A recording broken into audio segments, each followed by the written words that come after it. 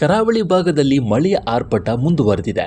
ಭಾರೀ ಮಳೆ ಹಿನ್ನೆಲೆಯಲ್ಲಿ ಮುಂಜಾಗ್ರತಾ ಕ್ರಮವಾಗಿ ದಕ್ಷಿಣ ಕನ್ನಡ ಜಿಲ್ಲಾಡಳಿತ ಸತತವಾಗಿ ಶಾಲಾ ಕಾಲೇಜುಗಳಿಗೆ ರಜೆ ಘೋಷಣೆ ಮಾಡಿತ್ತು.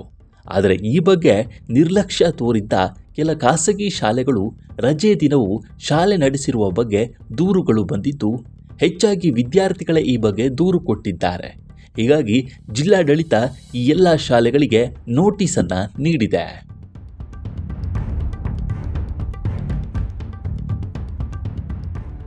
ರಾಜ್ಯದೆಲ್ಲೆಡೆ ತಡವಾಗಿ ಮುಂಗಾರು ಆರ್ಭಟ ಜೋರಾಗಿದ್ದು, ಕರಾವಳಿ ಜಿಲ್ಲೆಗಳ ಭಾಗಗಳಲ್ಲಿ ಹೆಚ್ಚು ಮಳೆಯಾಗ್ತಿದೆ.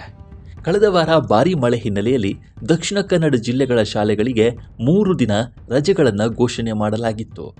ಆದರೆ ಈ ರಜೆ ದಿನದಲ್ಲೂ ಕೂಡ ತರಗತಿ ನಡೆಸಲಾಗಿದೆ ಎಂದು ದೂರು ಬಂದಿದ್ದು, 10ಕ್ಕೂ ಅಧಿಕ ಶಾಲಾ ಕಾಲೇಜುಗಳಿಗೆ ನೋಟಿಸನ್ನು ಜಾರಿ ಮಾಡಲಾಗಿದೆ.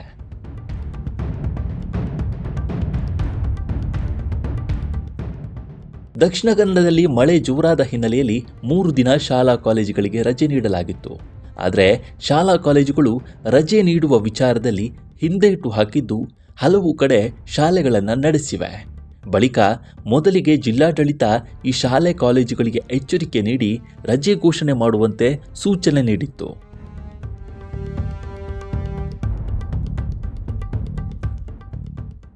ನಂತರ 2ನೇ ಬಾರಿ ಕೂಡ ರಜೆ ಘೋಷಣೆ ಮಾಡಿದಾಗ ಇದೇ ರೀತಿ ಎಚ್ಚರಿಕೆ ನೀಡಿ ಶಾಲೆಗಳನ್ನು ಮುಚ್ಚಿಸುವ ಕೆಲಸ ಮಾಡಿತ್ತು.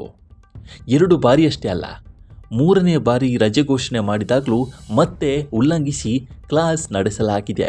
ಇದೀಗ ಮಂಗಳೂರಿನ 10ಕ್ಕೂ ಹೆಚ್ಚು ಶಾಲೆಗಳಿಗೆ ನೋಟಿಸ್ ನೀಡಲಾಗಿದೆ.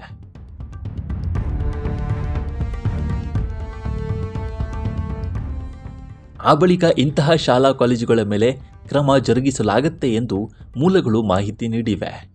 ಜಿಲ್ಲಾಡಳಿತ ರಜೆ ಘೋಷಣೆ ಮಾಡಿದ್ರೂ ಶಾಲೆ ಕಾಲೇಜುಗಳನ್ನು ನಡೆಸಿದವರ ವಿರುದ್ಧ ವಿದ್ಯಾರ್ಥಿಗಳೇ ಹೆಚ್ಚಿನ ಸಂಖ್ಯೆಯಲ್ಲಿ ದೂರು ನೀಡಿರೋದು ವಿಶೇಷ.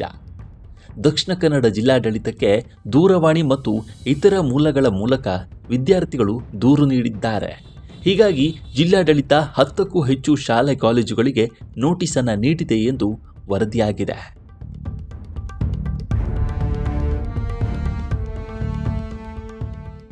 ಮುಂದಿನ ದಿನಗಳಲ್ಲಿ ರಜೆ ಘೋಷಣೆ ಮಾಡಿದ್ರೂ ತರಗತಿಗಳನ್ನು ನಡೆಸಿದರೆ ಶಾಲಾ ಪರವಾನಗಿಯನ್ನೇ ರದ್ದು ಮಾಡುವ ಕುರಿತು ಸರ್ಕಾರಕ್ಕೆ ಪತ್ರ ಬರೆಯುವ ಚಿಂತನೆ ನಡೆಸಿದ್ದಾರಂತೆ ಜಿಲ್ಲಾಡಳಿತದವರು.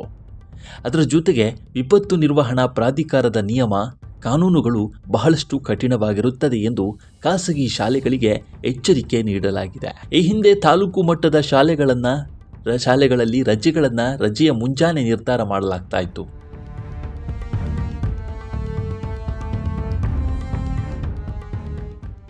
ಈ ಸಮಯದಲ್ಲಿ ವಿದ್ಯಾರ್ಥಿಗಳು ಶಾಲೆಗೆ ಹೋಗಲು ಸಿದ್ಧತೆ ಮಾಡಿಕೊಂಡು ಬಳಿಕ ರಜೆ ಅಂತ ತಿಳಿದು ಹೋಗುತ್ತಿರಲಿಲ್ಲ.